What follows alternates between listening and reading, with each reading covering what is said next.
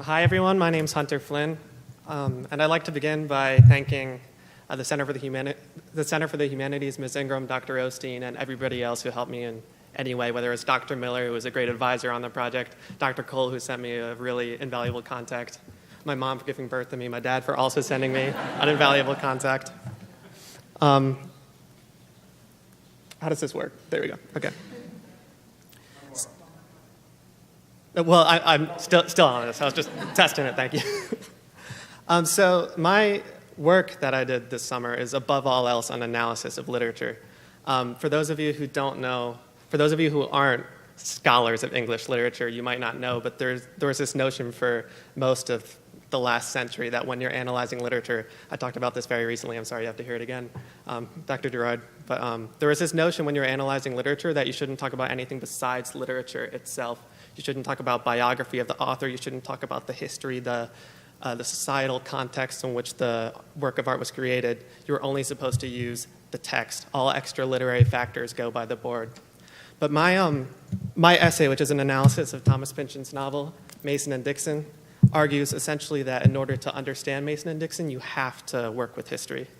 A scholar who I'm indebted to, her name is Elizabeth Jane Wall-Hines. She argues that to approach Mason and Dixon is, by necessity, to interact with history, and more pertinently, to engage with historiography.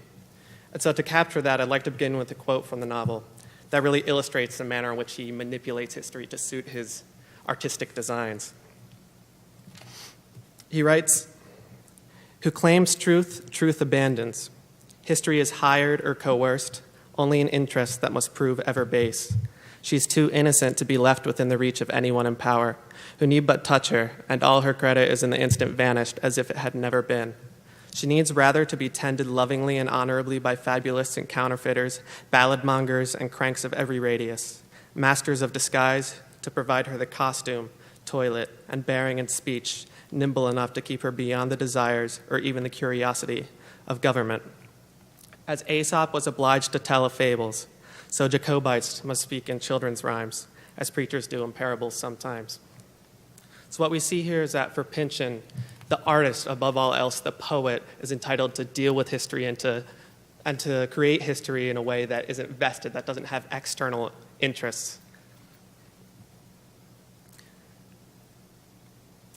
So the novel it came out in 1997. Pynchon wrote it over a period of around 20 years. It was really his baby. It's a fictionalized account of the surveying of the Mason-Dixon line between Maryland and Pennsylvania, surveyed between 1763 and 1767. The world of Mason and Dixon is one of dualism and dichotomy. Of course, the most obvious of these is the dichotomy which exists between Maryland and Pennsylvania. But there's all sorts of dichotomies in the novel. One of the most significant of these is that between his two eponymous protagonists, Charles Mason and Jeremiah Dixon. Charles Mason is an astronomer. He spends his life looking at the stars. He's from an upper-class background. He drinks wine. Jeremiah Dixon comes from a lower-class background. He's a land surveyor. He spends his life looking at the earth, and he drinks beer. I think everybody, when they were in high school or college, whenever it was, everybody had those sayings about mixing alcohol and how you're not supposed to do it. The one I remember is beer before liquor, never been sicker. Well, Thomas Pynchon gives us a couple 18th century sort of parodies of those sayings. They are grape or grain, but ne'er the twain. And vine with corn, beware the morn. And those are funny, sure, but they're really important because you would think that Mason and Dixon can't be friends. They're opposites in terms of their personalities, and yet the primary narrative of the text is that of their friendship. You might notice that the central figure on the cover is an ampersand. So what we see here is that Pynchon is just as interested in dichotomy and dualism as he is with conflation and synthesis. As such, I'll explain this. As such, Pynchon conflates all these things in the text. One of the primary symbols of his emphasis on dialectics or conflation is that of the sandwich. I'm not making this up. It's in the text. It shows up 4 or 5 times in this very long novel, but trust me, it's significant. He puts it in quotation marks to signify its novelty in 18th century cuisine. The sandwich is important because of its tripartite form, and just like the sandwich is the novel, which it also has a tripartite form. It's composed of 3 parts. It's bookended with these 2 smaller sections, and then the meat of the novel is that section which takes place in America and in which the bulk of Pynchon's thematic content lies.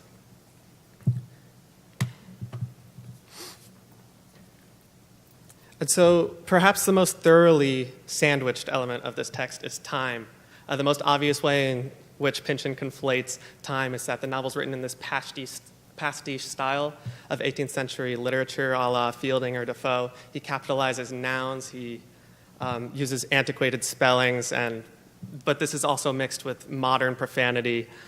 There's coffee houses on every corner in the text, which is which is analogous to the profusion of Starbucks and chain consumerism today. Popeye appears for no reason at all, it would seem. He says one thing and then you never think about him again. There's alien abductions. What else is there? Cherry Coke. Cherry Coke is the name of the narrator, and this is one that tends to go over a lot of people's heads, which is weird because it stares you in the face the whole time, but it's a pun on the cherry Coca-Cola beverage of the modern day. And why does this matter? What we see here is called an autostereogram. It's supposed to appear 3-dimensional. Does anybody see 3 dimensions? I don't either, but but the way it works is when repeating patterns, when they repeat laterally and your eyes kind of focus, so then refocus, you're supposed to perceive depth. And I just realized that there's Veggie Tales on here. I don't know why, but this is key because this really encapsulates the notion of parallax. Parallax is a fancy word, but basically all it means is the manner in which perspective influences perception. For instance, if you hold your finger out in front of you and you close one eye and then open the other, it appears to move. Or if you're driving and you see the moon on the horizon and there's trees, the moon doesn't appear to move, but it appears to be following you. But really, that's just how the brain perceives depth. And when one eye perceives one thing and the other eye perceives another, the illusion of depth is created. And in fact, you can't perceive depth without 2 eyes.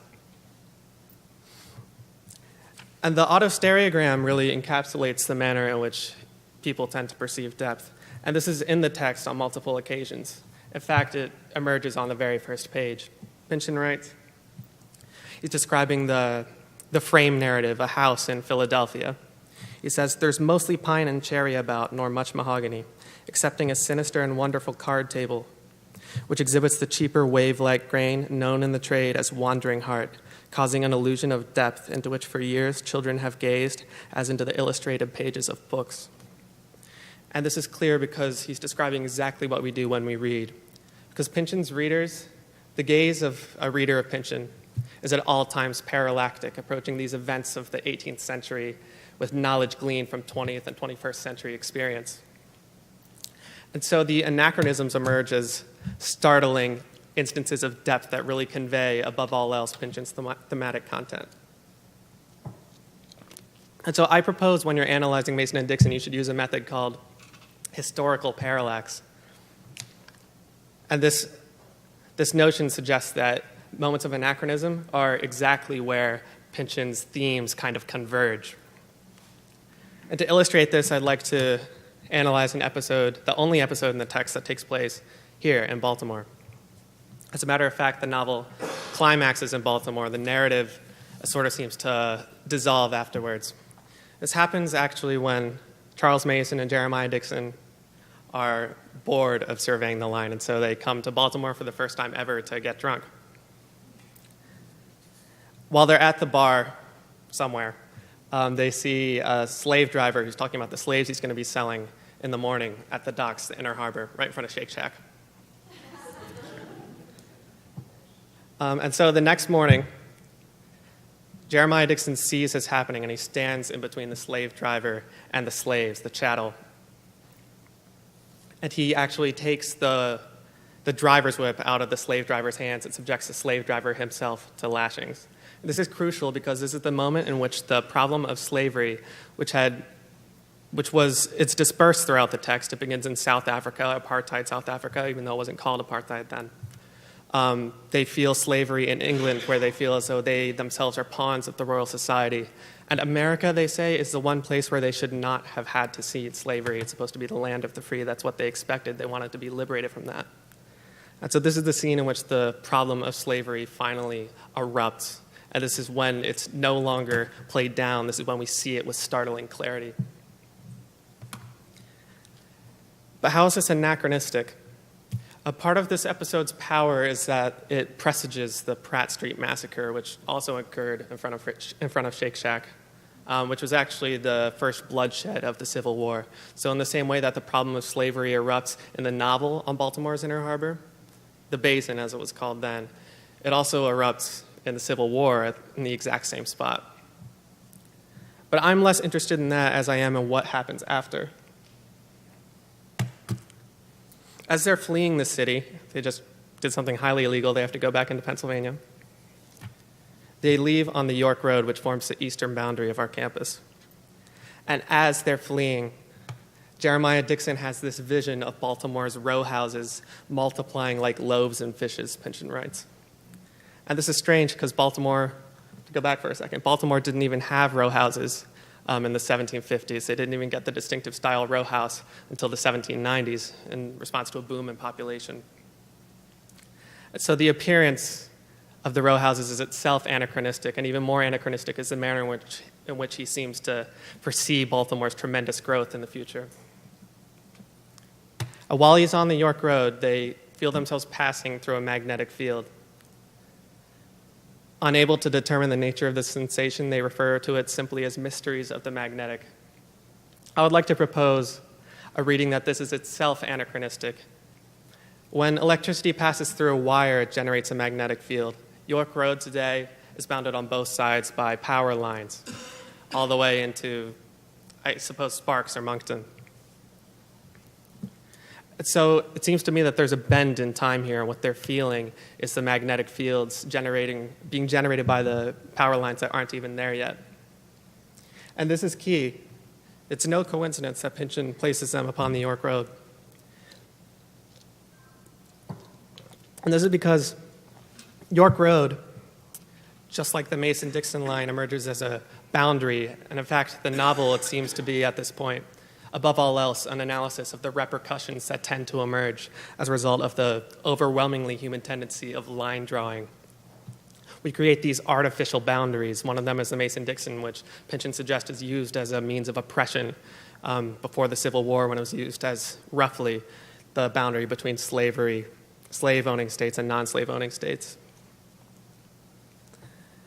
Antero Pietola, he's a Finnish historian. He wrote a book on Baltimore called Not in My Neighborhood, which kind of blew up after the Freddie Gray riots, in which he argues that Baltimore's significance, its primary role, or one of its most significant roles in the American urban narrative, is that we were the first city to use systematic government legislature to segregate our city. This began in 1913 with what was called the Residential Segregation Act, which stated, it was actually hopelessly unclear, but it stated that you weren't supposed to move onto a block or into a neighborhood that was predominantly lived in by people of another race. This law only lasted for several years, but that only opened the way for alternate means of segregation when it was abolished. One of these is through neighborhood covenants. Roland Park and Guilford, we're right here as well. We had these covenants, they had these covenants in which you weren't supposed to sell to any individuals of color or to any Jewish people. And another means of segregation of Baltimore was called redlining. This was done by the Homeowners Loan Incorporation in the 1930s. And what they did was they actually took a map, this isn't their map, and they divided areas along streets as boundaries to demarcate areas or neighborhoods that they didn't see as being valuable. This has a lot to do with the wealth of the people who lived there, and unfortunately has a lot to do with the race of the people who lived there as well. So there's this notion that Charles Street is the east-west dividing line of Baltimore. For instance, Pratt Street on the east side of Charles Street is referred to as East Pratt Street, and on the west side it's referred to as West. But this boundary that we see up here dividing the northern half of Baltimore City is not Charles Street. In fact, it's York Road. This is because when the Homeowners Loan Corporation was redlining, they saw York Road as a boundary, and in part, this was an attempt to curb an already existing slum in the Waverly Wilson Park area. So what I mean to suggest is that when you're analyzing Mason and Dixon, the conclusions you can come to are potentially endless, just like the desk in the house in Philadelphia. And more pertinently, it seems to me that this highlights exactly the repercussions of line drawing, of artificial line drawing, that are so central to Pynchon's thematic content in the text. Thank you.